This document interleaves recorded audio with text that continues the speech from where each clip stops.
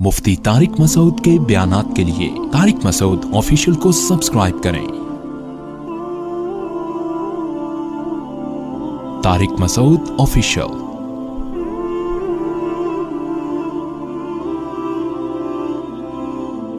देखो, दुनिया में सारी चाहतें किसी की भी पूरी नहीं होती। ये तो हो ही नहीं सकता कि आप जो चाहें वो हो जाए। लोग वजीर आजम बनते हैं, जेल में चले जाते हैं। हकीकत है ये।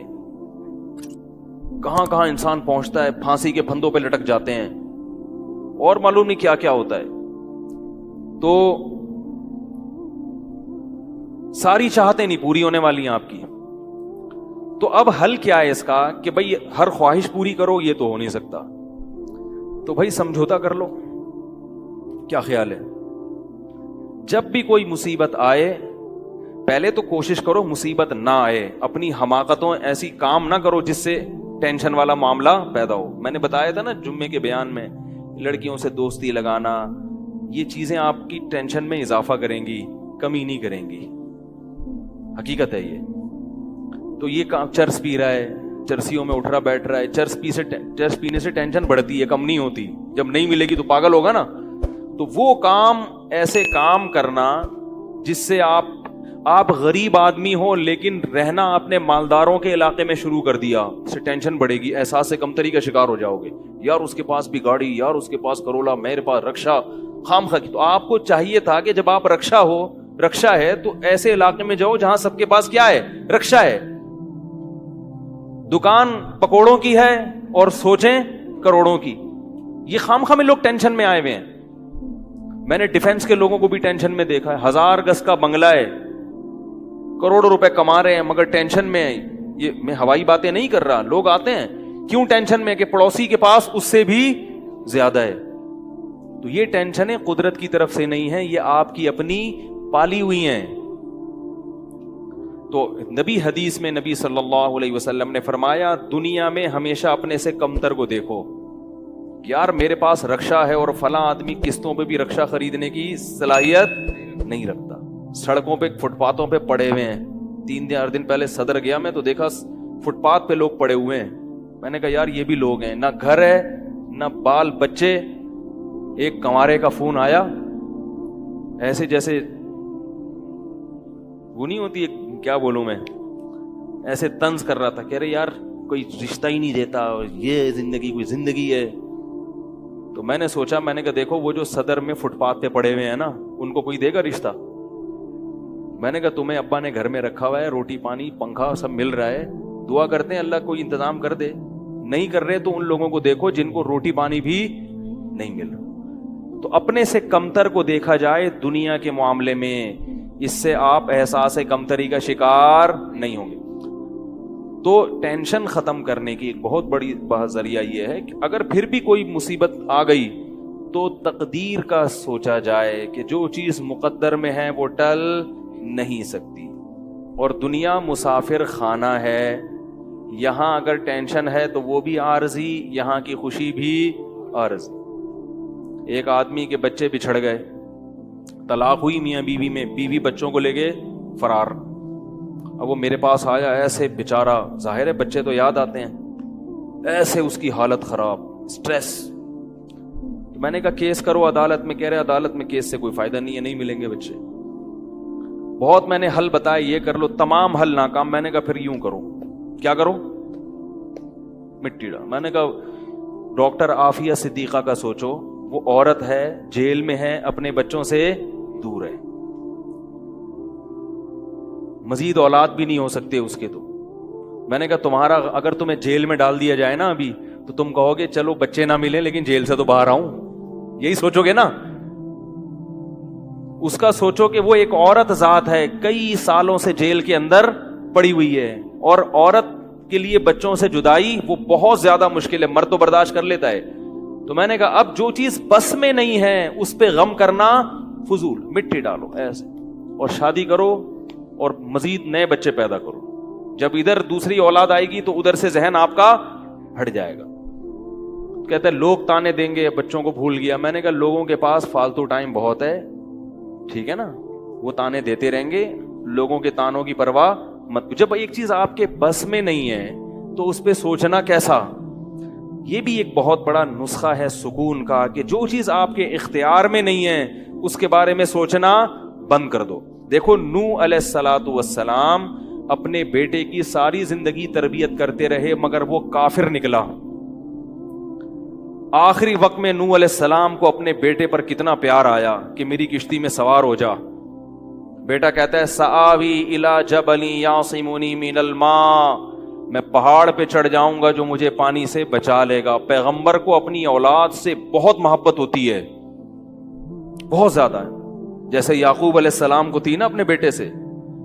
کتنا درد ہوگا اس وقت نوح علیہ السلام کے دل میں, کیسے تڑپ رہے ہوں گے. لیکن بیٹا باز نہ آیا. وحال بینہم الموج فکان من المغرقین, ایک موج آئی اور اس کو غرق کر دیا. نوح علیہ السلام نے اللہ سے دعا مانگی ان ابنی من اہلی, اے اللہ میرا بیٹا میرے اہل و عیال میں سے ہے, تو نے تو وعدہ کیا تھا تو میرے اہل و عیال کا خیال کرے گا. اللہ نے کیا فرمایا انہ لیس من اہلک, یہ تیرے اہل میں سے نہیں ہے, اس کا عمل ٹھیک نہیں ہے. فلا تسألنی ما لیس لک بہ علم, دوبارہ یہ سوال مجھ سے مت کرنا. اب یہ نہیں کہ نوح علیہ السلام بیٹھ گئے اور یہ کیا ہو گیا اور اب سوچیں یہ تو بڑھ گیا. بس نوح علیہ السلام نے فوراً استغفار کیا. اعوذ بک ان اسألک ما لیس لی بہ علم, اے اللہ میں تجھ سے پناہ مانگتا ہوں ایسی چیز کی, میں تجھ سے ایسا سوال کروں جس کی دلیل میرے پاس نہیں. بس بھول گئے. اب یہ تھوڑی کہ روتے رہیں بیٹھ کے, بھئی جو چیز بس میں نہیں ہے چھوڑ دو. تو ہم بہت ساری چیزوں کی ٹینشن لیتے ہیں جو ہمارے اختیار میں نہیں ہے. پیٹرول مہنگا ہو رہا ہے, بیٹھ کے خام میں پریشان ہے. بھائی تم سے پوچھ کے تھوڑی مہنگا ہوا ہے. غم کرنے سے اگر وہ سستا ہو جائے تو رو. میرے پاس تھی Kawasaki G T O, Kawasaki G T O 125. آپ کو پتا ہے کیا بائک تھی وہ, ہم نے بھی بڑے شوق پالے ہیں ایک زمانے میں. میں اس میں پیٹرول ٹھیک ٹھاک ڈلتا تھا. اب جب پیٹرول مہنگا ہوتا تو سب سے زیادہ متاثر میں ہوتا تھا اس سے. 50 والوں کو کچھ نہیں ہوتا تھا. تو میں ایک دفعہ پیٹرول پمپ گیا, میں نے پیٹرول ڈلوایا اس میں, تو اس نے کہا وہ 5 روپے پر لیٹر بڑھ گیا ہے. مجھے بڑا غصہ آیا. میں نے ساتھ والے سے کہا, میں نے کہا یار یہ کیا مذاق ہے یار, ہر تھوڑے دن کے بعد 5 روپے بڑھ رہا ہے, تو آپ کو غصہ نہیں آیا؟ اس نے کہا صرف میرے لیے تھوڑی بڑھ رہا ہے, پوری قوم کے لیے بڑھ رہا ہے نا. تو مجھے اس کی بات بڑی اچھی لگی. اس نے کہا میرے اکیلے کے لیے بڑھے تو مجھے غصہ ہے, سب کے لیے بڑھ رہا ہے تو چلو ٹھیک ہے. اس دن کے بعد سے اب تک پیٹرول بڑھنے پر مجھے غصہ نہیں آیا. میں یہی کہتا ہوں یار مجھے ٹینشن لینے سے کیا ملے گا. 100 روپے لیٹر بڑھ جائے, زیادہ زیادہ یہ ہوگا, بہت زیادہ بڑھے گا تو گاڑی بیچ دو. بھائی نہیں ہمارے کنٹرول سے باہر ہو گئی ہے, گاڑی بیچ دو, دوبارہ آ جاؤ, ٹیکسی پہ آ جاؤ, پھر بھی ہے تو پھر رکشے پہ آ جاؤ, پھر چنچی پہ آ جاؤ, پھر پیدل ہو جاؤ. جو چیز اختیار میں نہیں ہے اس کی ٹینشن لینا حماقت ہے. بات آ رہی ہے سمجھ میں؟ اسی طرح یاد رکھو اولاد کی تربیت کا معاملہ ہے.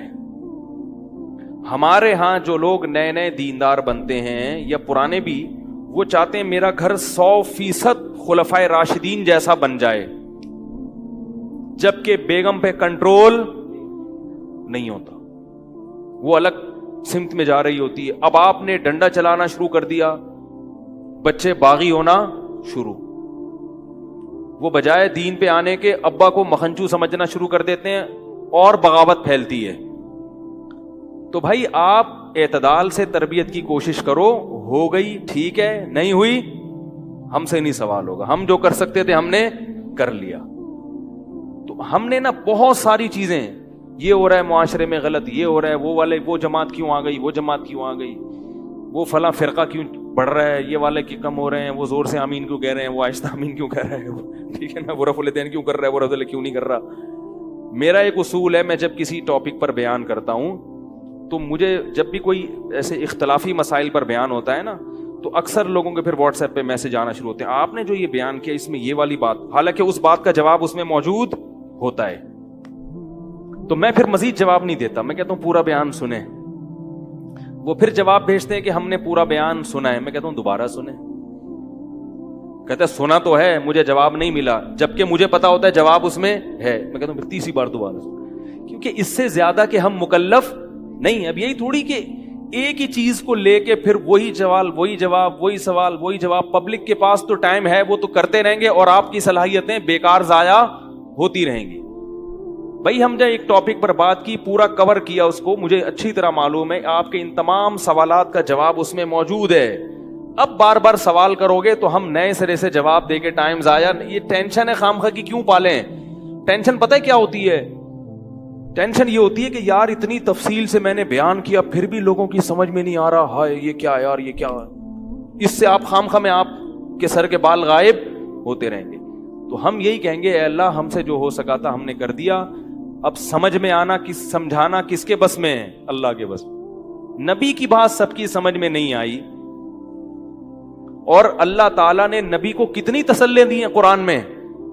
نبی کو بار بار کہا کہ آپ جو سمجھا رہے ہیں پھر بھی یہ نہیں سمجھ رہے تو ٹینشن نہ لیں. کیوں؟ نبی کو اگر زیادہ ٹینشن ہوگی تو کام کون کرے گا؟ قرآن میں سینکڑوں آیتیں ہیں جو صرف تسلی پر مبنی ہیں, جن میں نبی کو کیا دی جا رہی ہے؟ تسلی. لعلک باخع نفسک علی آثارہم, کہیں ایسا نہ ہو کہ ان کی ہدایت کے پیچھے آپ کی جان ہی ہلاک ہو جائے, یعنی غم سے. کیونکہ نبی صلی اللہ علیہ وسلم حیران ہوتے تھے کہ ان کو میں نے معجزے بھی دکھا دیے اور میں نے بتایا کہ یہ بت ہیں جن جو نہ سن سکتے ہیں, نہ دیکھ سکتے ہیں, نہ بول سکتے ہیں, ہر طرح سے سمجھا دیا. ٹھیک ہے, اور میری 40 سالہ زندگی بھی انہوں نے دیکھی کہ زندگی میں کبھی میں نے جھوٹ نہیں بولا, امین اور صادق مشہور ہوں. اور یہ پیغمبروں کا انتظار بھی کر رہے تھے کہ ایک نبی آنے والا ہے. سب چیزیں ہو گئیں پھر بھی نہیں مان رہے, تو ٹینشن تو ہوتی ہے نا. تو قرآن نبی کو کیا کہہ رہا ہے کہ مزید ٹینشن لیں؟ نہ قرآن ٹینشن کیا کر رہا ہے؟ کام. نہ ٹینشن نہ لیں, ٹینشن نہ لیں. ما انت علیہم بمسیطر, آپ ان پر نگہبان نہیں ہیں, داروغہ نہیں ہیں, گن پوائنٹ پہ نہیں لائیں گے آپ کسی کو, آپ سے سوال نہیں ہوگا. آپ بلغ ما ارسل الیک من رب انزل الیک من ربک, آپ کا کام ہے پہنچانا. یہاں تک کہ اپنے سگے چچا ایمان نہیں لے کر آ رہے, جنہوں نے آپ کو پالا بچپن سے. چلو وہ تو دشمن تھے, وہ ایمان نہ لائیں تو انسان صبر کرتا ہے, یہ تو دشمن ہے. اپنے سگے چچا جنہوں نے بچپن میں پالا, کفالت کی آپ کی, 3 سال رسول اللہ صلی اللہ علیہ وسلم کا بائیکاٹ کیا ہے قریش نے, کھانا پینا بند کر دیا, شعب ابی طالب کی گھاٹی میں بند کر دیا بنی ہاشم کو, کہ ان کا 3 سال تک کوئی لنک نہیں ہوگا ان سے, تاکہ یہ رجوع کریں اپنے دین سے. ابو طالب بھی آپ صلی اللہ علیہ وسلم کے ساتھ اس گھاٹی میں بند ہوئے, ایمان نہیں لائے مگر اپنے بھتیجے کا ساتھ دیا. اتنے اچھے چچا لیکن ایمان نہیں لائے. کیسا نبی کا دل کڑتا ہوگا کہ نہیں ہوگا؟ موت کے وقت آ کے نبی نے کہا کہ ایک دفعہ کلمہ پڑھ لیں تاکہ قیامت کے دن آپ کی بخشش کر سکوں, سفارش کر سکوں, آپ کی اللہ سے بخشش کی دعا کر سکوں. کیسا دل مچلتا ہوگا نا. ابو طالب کو خیال آیا کلمہ پڑھنے کا. قریش کے جو سردار تھے انہوں نے ابو طالب کو دیکھنا شروع کر دیا کہ کلمہ, کتنا غصہ آیا ہوگا نبی کو ان سرداروں پہ کہ میرا چچا جس نے میری اتنی کفالت کی, مجھ سے اتنی محبت کی, آج وہ میرے سامنے جہنم کی آگ میں داخل ہو رہا ہے اور یہ کمبخت کھڑے ہوئے اس کو ورغلا رہے ہیں. ابو طالب نے چند اشعار کہے کہ اگر مجھے یہ ڈر نہ ہوتا کہ عرب کہیں گے کہ ساری زندگی اسلام نہیں لایا, موت کے وقت موت کے ڈر سے باپ دادا کا دین چھوڑ دیا, یہ ڈر نہ ہوتا تو آئے محمد آج میں تیری آنکھیں کلمہ پڑھ کے ٹھنڈی کر دیتا. لیکن اس کو انہوں نے غیرت کا مسئلہ بنا لیا کہ میں مروں گا تو سردار کہیں گے کہ یہ ایک زبان والا نہیں ہے. زبان تبدیل کر لی انہوں نے, کرنا تھا تو پہلے ہی مان لاتا نا, اب کیوں.